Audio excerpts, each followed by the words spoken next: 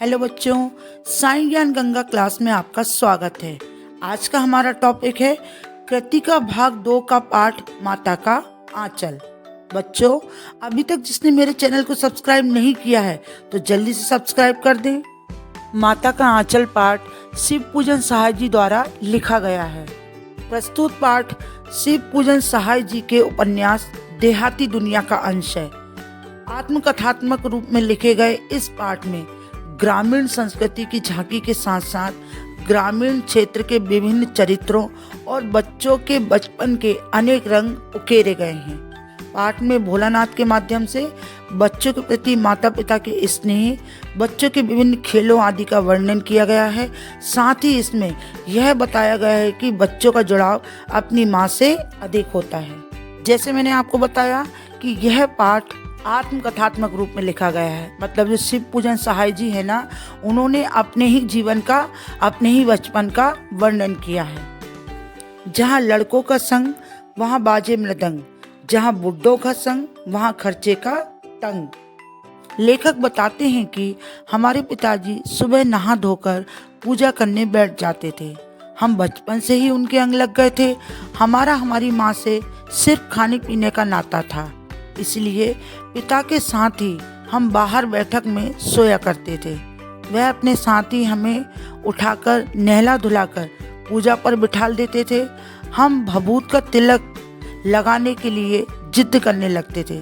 तब पिताजी हमारे माथे पर त्रिपुंड लगा देते थे। लेखक बताते हैं कि हमारे माथे पर त्रिपुंड बहुत अच्छा लगता था।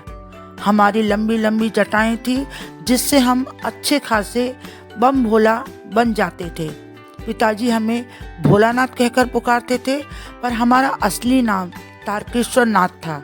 हम पिताजी को बाबूजी तथा माँ को मैया कहकर पुकारते थे। जब बाबूजी रामायण का पाठ करने बैठते थे, तब हम भी उनके बगल में बैठकर आईने में अपना मुंह निहारा करते थे। जब पिताजी हमारी ओर देखते थे तो हम शर्माकर और मुस्कुराकर आईना नीचे रख देते थे। तब पिताजी भी मुस्कुरा दिया करते थे। पूजा पाठ करने के बाद वह राम राम लिखने लगते थे।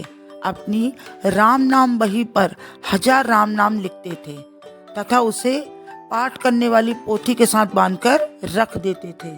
फिर उसके बाद 500 बार कागज के छोटे छोटे टुकड़ों पर राम नाम लिखकर आटे की गोलियों में लपेटते, फिर उनको लेकर गंगा जी की ओर ले चलते। उस समय भी भोलानाथ पिताजी के कंधे पर रहते थे। फिर गंगा किनारे पहुंचकर एक एक गोली मछलियों को खिलाने लगते। जब पिताजी मछलियों को आटे की गोलियां खिलाकर घर लौटने लगते, तब बीच रास्ते में झुके हुए पेड़ों की डालियों पर हमें बिठाकर झूला झुलाते। कभी कभी बाबूजी हमसे कुश्ती भी लड़ते थे तथा हर बार पिताजी हमको ही जिताते थे। जब वह पीठ के बल लेटते थे, तब हम उनकी छाती पर चढ़ जाते थे। जब कभी हम उनकी मूंछों को उखाड़ते तो वे हमारा हाथ हंसते हंसते हटाकर उसे चूम लेते थे। फिर वह हमसे खट्टा तथा मीठा चुम्मा मांगते थे। तब हम दोनों गाल पर बारी बारी से चुम्मा देते थे। जब पिताजी अपनी मूंछों को हमारे गाल पर गड़ा देते थे तो हम झुंझलाकर फिर उनकी मूंछ खींचने लगते थे। इस पर पिताजी बनावटी रोना रोने लगते थे। यह देखकर हम एक कोने पर खड़े होकर जोर जोर से हंसने लगते थे। फिर जब पिताजी खाना खाने बैठते तो हम भी उनके साथ खाना खाने बैठ जाते थे। बाबूजी हमें अपने हाथ से फूल के एक कटोरे में गोरस और भात मिलाकर खिलाते थे। जब हम खाकर अफर जाते, तब मैया थोड़ा और खिलाने की हट करती थी। वह पिताजी से कहती कि आपको खाना खिलाने का ढंग नहीं है, आप तो 4-4 दाने खिलाते हैं, बच्चे को भर मुंह खिलाना चाहिए। और कहती थी कि जब खाएगा बड़े बड़े कौर, तब पाएगा दुनिया में ठौर।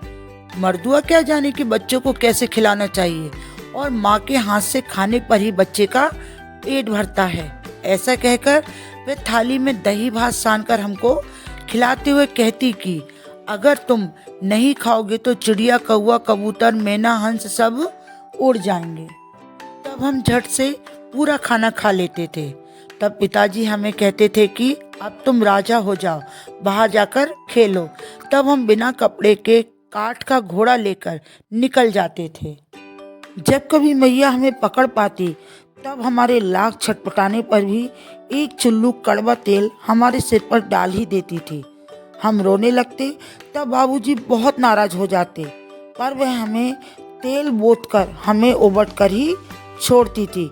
फिर हमारी नाभि और लिलार में काजल की बिंदी लगाकर चोटी गूंथती और उसमें फूलदार लट्टू बांधकर रंगीन कुर्ता टोपी पहना देती थी। हम अच्छे खासे कन्हैया बनकर बाबूजी की गोद में सिसकते सिसकते बाहर आते थे।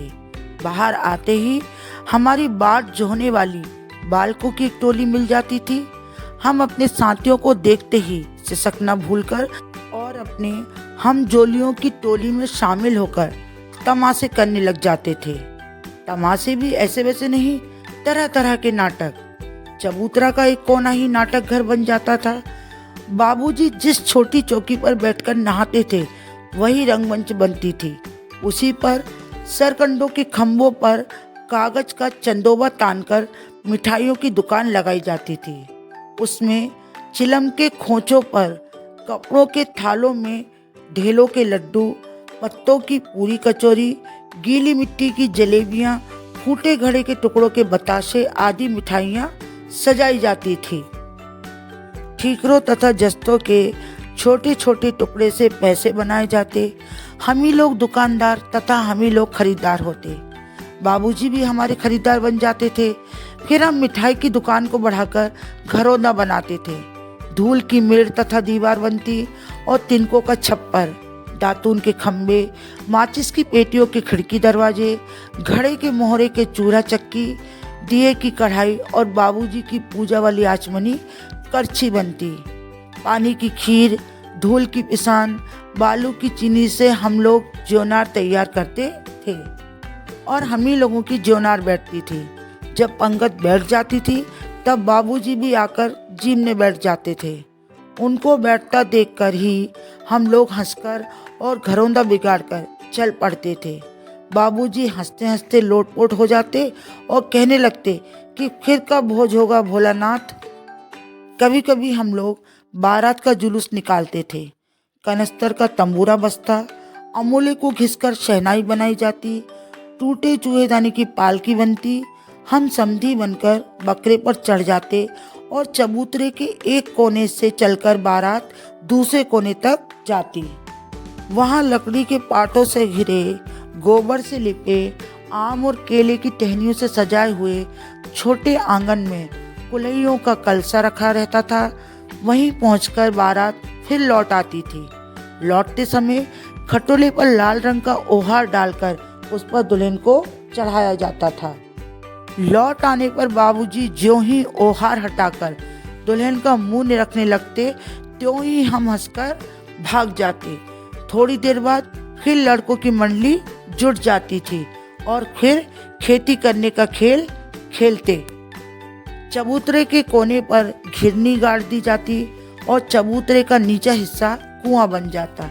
फिर दो लड़के बैल बनकर मोट खींचने लगते। चबूतरा खेत बनता था। बड़ी मेहनत से खेत जोते, बोए और पटाए जाते। फसल तैयार होते देर नहीं लगती। हम हाथों हाथ फसल काट लेते थे।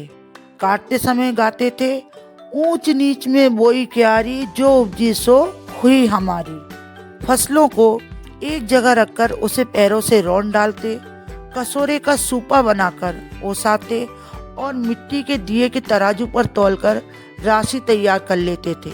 इसी बीच बाबूजी आकर पूछ बैठते थे कि इस साल फसल कैसी हुई भोलानाथ। फिर हम बस ज्यों का त्यों खेत खलियान छोड़कर हंसते हुए भाग जाते थे। बटोही भी कुछ देर ठिठक कर हम लोगों के तमाशे देखते थे।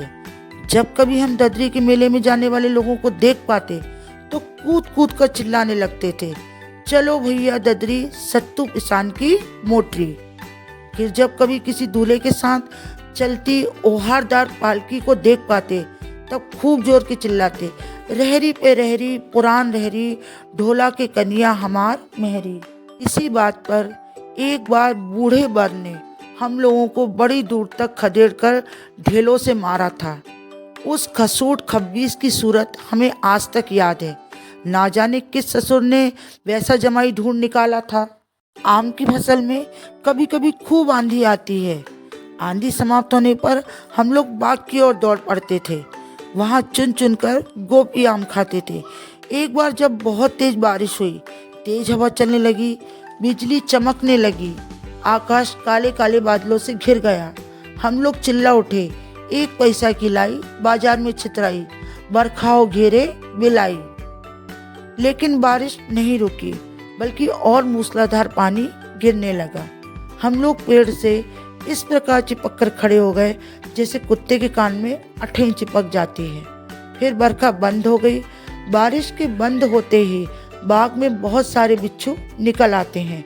हम लोग वहां से डरकर भाग निकले। हम लोगों में बैजू बहुत ढीठ था। हम लोगों को रास्ते में मास्टर मूसन तिवारी मिल गए। बेचारे बूढ़े आदमी को सूझता कम था। बैजू उनको चढ़ाकर बोला, बुढ़वा बेईमान मांगे करेले का चोखा। हम लोगों ने भी बैजू के सुर में सुर मिलाकर यही चिल्लाना शुरू कर दिया। मूसन तिवारी ने हमें बहुत खदेड़ा। हम लोग तो बस अपने अपने घर के लिए चल दिए। जब हम लोग ना मिल सके तब तिवारी जी पाठशाला में चले गए। वहां से हमको और बैजू को पकड़कर लाने के लिए 4 लड़कों को भेजा गया। इधर हम जैसे ही घर पहुंचे वैसे ही गुरुजी के सिपाही हम पर टूट पड़े। बैजू तो वहां से 9-2-11 हो गया, पर हम पकड़े गए। गुरुजी ने हमारी खूब खबर ली। बाबूजी ने जब ये सब सुना तो वह दौड़े हुए पाठशाला आए। हमें गोद में उठाकर पुचकारने लगे, पर हम दुलारने से चुप होने वाले लड़के नहीं थे। रोते रोते उनका कंधा आंसुओं से तर कर दिया। वह गुरुजी की चुरोरी करके हमें घर ले चले। रास्ते में फिर हमारे साथी लड़कों की टोली मिली। वे जोर से नाचते और गाते थे, माई पकाई गरर गरर पुआ, हम खाए पुआ ना खेले जुआ। यह देख तथा सुनकर हम बाबूजी की गोद से उतरकर अपने दोस्तों की टोली में शामिल होकर उनके साथ गाने लगे। तब तक सब लड़के सामने वाले मकई के खेत में दौड़ पड़े। उसमें चिड़ियों का झुंड चर रहा था। वे दौड़ दौड़ कर उन्हें पकड़ने लगे, पर एक भी हाथ ना आई। हम खेत से अलग ही खड़े होकर गा रहे थे, राम जी की चिरई, राम जी का खेत, खा लो चिरई भर भर पेट। हमसे कुछ दूर बाबूजी और गांव के कुछ लोग खड़े तमाशा देख रहे थे और यही कहकर हंसते थे कि चिड़िया की जान जाए लड़कों का खिलौना। सचमुच लड़के और बंदर पराई पीर नहीं समझते। एक टीले पर जाकर हम लोग चूहे के बिल में पानी उलीचने लगे। नीचे से ऊपर पानी फेंकना था। हम सब थक गए। तब तक गणेश जी के चूहा के स्थान पर शंकर जी का सांप निकल आया। रोते चिल्लाते हम लोग बेतहाशा भाग चले। कोई औंधा गिरा, कोई अंटा चिट, किसी का सिर फूटा, किसी के दांत टूटे। हमारी सारी देह लहू लुहान हो गई। पैरों के तलवे कांटों से छलनी हो गए। हम दौड़ते हुए घर आए। उस समय पिताजी बैठक के ओसारे में बैठकर हुक्का गुड़गुड़ा रहे थे। उन्होंने हमें बहुत आवाज़ दी, पर उनकी अनसुनी करके हम दौड़ते हुए मैया के पास चले गए और उसी की गोद में शरण ली। उस समय मैया चावल अमनिया कर रही थी। हमें डर से कांपते देख वह जोर से रोने लगी और बेचैन होकर हमारे डर का कारण पूछने लगी। मैया कभी हमें गले लगाती तो कभी हमारी चोट को देखती। झटपट हल्दी पीसकर हमारे घावों पर लगा दी गई। घर में कोहराम मच गया था। हम केवल धीमे स्वर से सा सा कहते हुए मैया के आंचल में लुके जाते थे। सारा शरीर थरथर कांप रहा था। रोंगटे खड़े हो गए थे। हम आंखें खोलना चाहते थे, पर वह खुलती नहीं थी। मैया बार बार हमें प्यार करते हुए गले लगा लेती थी। इसी बीच बाबूजी हमें मैया की गोद से अपनी गोद में लेने लगे, पर हमने मैया के आंचल की छाया ना छोड़ी। उस समय मैया के आंचल में ही हमें शांति का अनुभव हो रहा था। लेखक ने इस पाठ का शीर्षक माता का आंचल बिल्कुल उपयुक्त रखा है। इस कहानी में माँ के आंचल की सार्थकता को समझाने का प्रयास किया गया है। भले ही भोलानाथ का दिन पिता की छत्र छाया में ही शुरू होता था, पिता उसकी हर क्रीड़ा में सदैव साथ रहते थे। परंतु विपदा के समय भोलानाथ मैया की गोद में ही शांति का अनुभव करता है। देखिए, पाठ में कुछ कठिन शब्द आए हुए हैं जिनका मैं आपको अर्थ समझा देती हूँ, जिससे आपको पाठ समझना और आसान रहेगा। जैसे पहला शब्द है अंचल। अंचल मीन्स गोद या आंचल। दूसरा है मृदंग। मृदंग का अर्थ होता है ढोलक जैसा एक वाद्य यंत्र। तड़के मीन्स सवेरा। निपट मतलब शौच आदि क्रिया करना। भभूत मीन्स राख। लीलार मीन्स ललाट या माथा। त्रिपुण करना मतलब एक प्रकार का तिलक लगाना। विराजमान मतलब उपस्थित। शिथिल मतलब ढीला। गौरस मतलब दूध। भात मीन्स चावल। अफर जाना मतलब भरपेट भोजन करना। हट मतलब जिद। ठौर मतलब जगह। महतारी मतलब माता। मर्दुए मतलब आदमी। कड़ुआ तेल सरसों का तेल। बोथना मतलब सराबोर करना या ज़्यादा लगाना। उबटना मतलब उपटन लगाना। हल्दी बेसन का लेप। बाट जोड़ना मतलब प्रतीक्षा करना। सरकंडा एक तरह की नुकीली घास। आचमनी छोटी चम्मच। ठीकरा मिट्टी का टुकड़ा। तंबूरा एक वाद्य यंत्र। अमोला आम का उगता हुआ पौधा। कुली है मतलब मिट्टी का लोटा। खटोली छोटी सी खाट। ओहार मतलब पर्दे के लिए डाला कपड़ा। उघाड़ना मीन्स हटाना। जुआटा मतलब बैल को हल में जोतना। बटोही मतलब राही या पथिक। रहरी मतलब अरहर या इसको हम तुअर की दाल बोलते हैं, ठीक है। बिलाई मतलब घुल गई। अठई मतलब कुत्ते के शरीर से चिपके रहने वाले कीड़े। चिरौरी मतलब याचना या दीनता से की गई प्रार्थना। मैं आशा करती हूँ बच्चों कि आपको माता का आंचल चैप्टर बहुत अच्छे समझ में आ गया होगा। धन्यवाद।